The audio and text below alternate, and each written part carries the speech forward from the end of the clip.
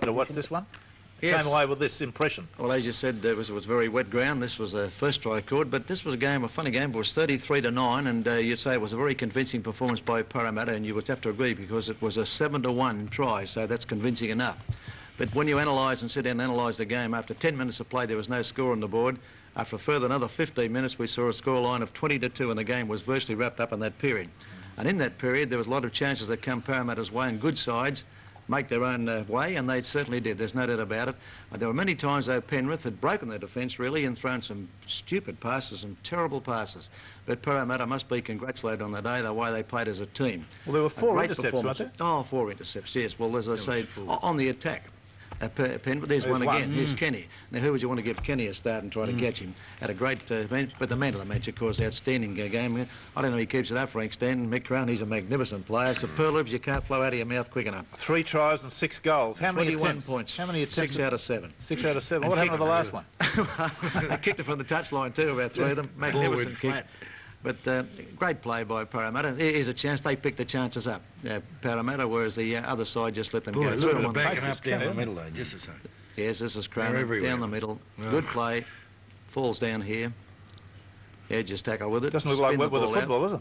No, there was a great game as far as there's growth coming through. Well, then again, the condition Watch a fellow come through and take this ball. A fellow named Cronin again in position. Great player. Superlative, as I said. Not enough of them in the book.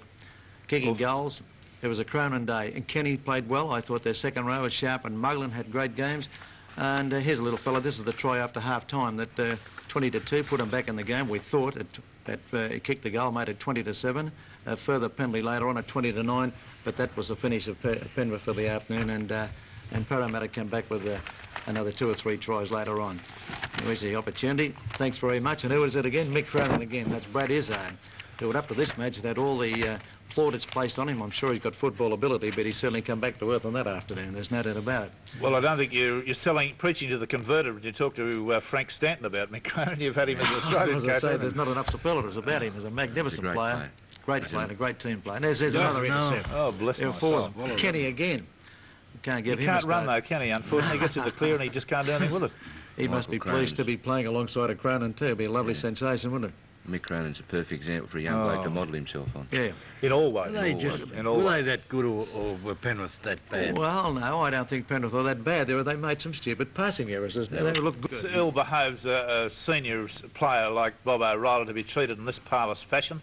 Oh. A shoulder charge, you've got to be careful. By Parramatta, you're watching, Frank, you might be able to... I noticed this earlier, they scored a try from it. Yes. Yes, they do. This is where Kenny picks the ball up. There it is, the crisscross, kicked halfway up. That does come to decision. Now, Cole, would you like to tell us about this? I think a try should have been allowed. Yes, well, that ball went backwards, of course. It goes forward here, backwards again, picked up, play goes on.